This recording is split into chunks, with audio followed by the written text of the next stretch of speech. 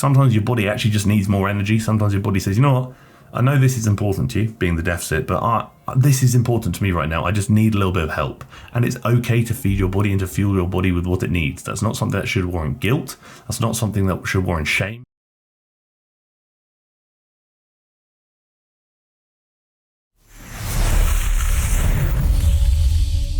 It's Monday, which means TFNL clothing has finally released. So if you go down to the website tfnl.uk, the clothing should be live, but I'm going to pre-warn you, after the mailing list release yesterday, there are not many left, so I do apologise in advance. I'll get more for next time. Bloody sick, bloody cool, grab it while you can because it's going to be gone in a minute. But the real reason why you're here, easy workouts gave me better results. That's what Rundown with Rachel is telling us. A new name and an interesting video which I want to discuss because there's actually a little bit of truth to it. And we're going to get to that shortly. But before we start, if at any point throughout the entire video you actually just learn something from the video, or if you actually decide that you think my clothing's pretty cool and pretty nifty, then I'd appreciate it if you did subscribe to the channel, as it does mean a lot to me, and it's not too much effort, hopefully. How am I going to put together a video saying that intense workouts are better? How am I going to do that? Like, this is so awesome. I need this in my life. My husband was right, because he's always like, you need to be doing more. I'm not hating on him, but he's a believer in intense workouts. So there I am, like, I can't do that video. Can't be true. In the next 2 days, that crazy hunger I had, bottomless pit, there's like no end in sight. If you know, you know. That's actually something people don't often talk about, is the fact that if you are working out hard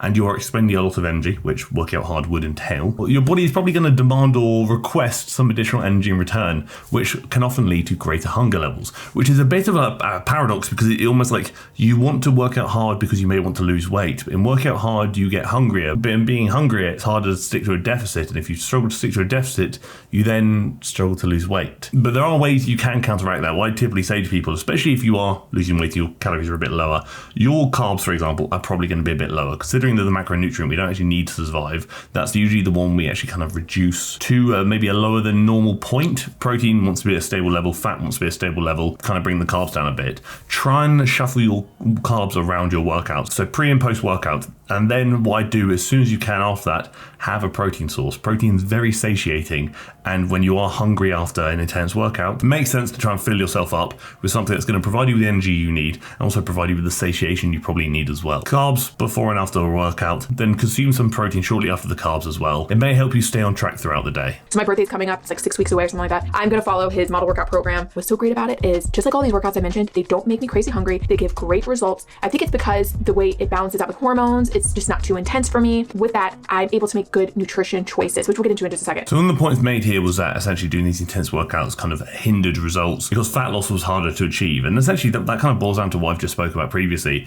is the fact that the workouts themselves didn't necessarily make fat loss harder to achieve. It's the fact that the workouts themselves were a bit more intense, so they triggered a bit more hunger, which just made it harder for Rachel to seemingly stick to her deficit, which then in turn made fat loss harder to achieve. So the lack of fat loss wasn't a problem due to the workouts, so the lack of fat loss was actually a problem due to the additional hunger and additional consumption of calories, which then probably took her out of a deficit and either put her near a maintenance or maybe even potentially in a slight surplus. I think a lot of it is because of how I pair nutrition. So when I was doing the intense workouts before, I would get so crazy hungry. I may have ate healthy, but then I would like eat so much because I was basically binging because of just how hungry I was. That actually supports my claim. So if you came for me in the comment section saying that I'm being insensitive or whatnot beforehand, well, she's just admitted what I said. So firstly, respect that from her, admitting that the lack of results or maybe the lack of deficit that she was hoping to achieve was due to her own overconsumption of food. So I respect that. The one thing that always kind of like throws me off there is when people are like, oh, I ate healthy but I still gained weight. It doesn't actually matter from a weight gain or loss perspective. It does get heavily simplified to calories in versus calories out. 1,000 calories of McDonald's versus 1,000 calories of broccoli is still going to probably put you in the deficit, which means you're still probably going to lose weight. Are you going to feel good while doing so? Either end of the spectrum, probably not, but they will both still achieve fat loss. This is actually something I've actually heard in person. Oh, Harry, I can eat 5,000 calories a day of clean food and I won't gain weight, to which I say, I dare you to try. 5,000 calories a day, every single day, clean food, which you know I'm not a big fan of. See what happens. I guarantee, guess what's going to happen? You're going to gain weight. Eat 500 calories a day of McDonald's, guess what's going to happen? You're going to lose weight. The what isn't necessarily the problem, again, when looking at just purely weight loss and weight gain, it's more the how much. So I still deal with body image issues. I still deal with this feeling sometimes of like being excessively hungry, especially during phases of my cycle where I just feel like a bottomless pit. That's actually really valid that, again, not many people speak about, is the fact that your cycle and hormone levels will essentially heavily dictate hunger. So for example, when you are going through different periods or phases of your cycle, your hunger levels will change. range. Sometimes you'll have no hunger, sometimes you'll be just almost like this individual said here, is a bottomless pit. There are ways you can mitigate it. Firstly, is it that deep? Does it really matter if you overeat on a few days? Probably not. But if it is that deep and is that important to you, which I respect, you can mitigate it some other way. So for example, we look at weekly calories, not daily calories. If I have 600 calories more on a Monday, but then I eat 100 calories less on a Tuesday to Sunday, it's going to even out for my net weekly calories to be where they should have been in the first place. That's cool. Another thing, if you know there are periods where you're not going to be particularly hungry versus going to be very hungry, in those not particularly hungry periods, you can go under your calories slightly to then give you a bit of a buffer. So when you are hungrier, you've got that room to kind of play with due to maybe the week before being quite a lower calorie week. So there are things you can do to work around it if you want to, but also don't feel like you have to. At the end of the day, sometimes your body actually just needs more energy. Sometimes your body says, you know what, I know this is important to you, being the deficit, but this is important to me right now. I just need a little bit of help. And it's okay to feed your body and to fuel your body with what it needs. That's not something that should warrant guilt. That's not something that should warrant shame, because the way I look at things is guilt is you have done wrong. Shame is you are what is wrong. If you overeat, and by overeat I mean go over your designated deficit calories that you've selected, you have not done wrong, nor are you what is wrong. Therefore, guilt and shame are not going to help you here. It's just acknowledging that your body may need this right now, and that's absolutely fine. Sometimes you need to give it what it needs, and sometimes you got to realize, what's the rush? All right, with all the things we covered, I have a few questions for you. First of all, do you have any tips to how you can make your workouts better for your lifestyle, just overall? Because I think that's much of what we're covering here. I'm going to give my tip there, is that more isn't actually always better. This is kind of what I referred to earlier about easier workouts being better. Workouts don't necessarily need to be easy to be better. You just don't need to make them silly long. So for example, my workouts typically are about 5 to 6 exercises per session, anywhere from 1 to 3, usually 2 sets per. A workout can take me, for example, I did back and bicep yesterday.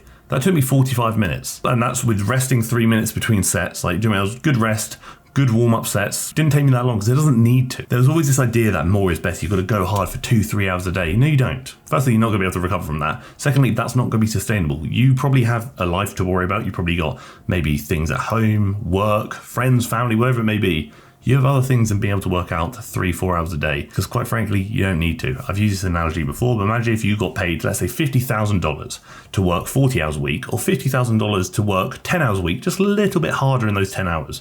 I'd rather do the 10 harder hours than the 40 slower hours, because then I've got far more room to play with. Also, it's a lot more sustainable. The outcome is going to be the same, but what you put in is going to be very different. Workouts don't need to be long, they don't need to be silly, they just need to be simple, effective, and sustainable. And when you realize that you can get away with even doing 4 exercises per session really comfortably 2 or 3 days a week, you're like, wow, I didn't realize I could do so little and achieve so much. Sure, you can train 4 or 5 days a week, that's cool, I respect it. I train 5 days and you can do more exercises if you want to, but you don't need to.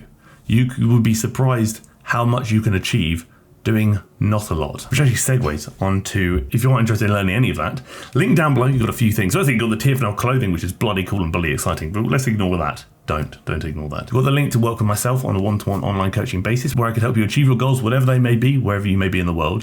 You've also got the link to the TFNL workout guides, which not only tell you what to do and show you how to do it, they tell you why you should be doing it too, which is pretty cool. And you also got the link to the TFNL team training, which is for less than $1 a day. You get a workout that you can follow at home or at the gym that I've written for you. And you also get real-time access to communicate with me and the other members of the team. Like I said, they're all linked down below in the description. Essentially, what this really comes down to is what's sustainable. What is sustainable for you may be different to what's sustainable to me, and vice versa. It's all well and good me saying this is the best workout in the world, but if you can't stick to it, it's not the best workout in the world at all. The best workout for you is probably the one that aligns with what you want to achieve and essentially achieving your goals, does so in a manner that you can actually stick to, the one that you can remain most consistent with. If a workout doesn't align with your goals and isn't something you can stick to, it's probably not going to work very well for you. But again, like with all my videos, it's simply just my opinion, and I'd love to hear yours in the comment section below. So what's your one tip to help workouts become more sustainable? So let me know in the comment section. But until the next one, thank you for tolerating me. Thank you for tolerating my waffle about sustainability and clothing, apparently. And thank you for tolerating the video.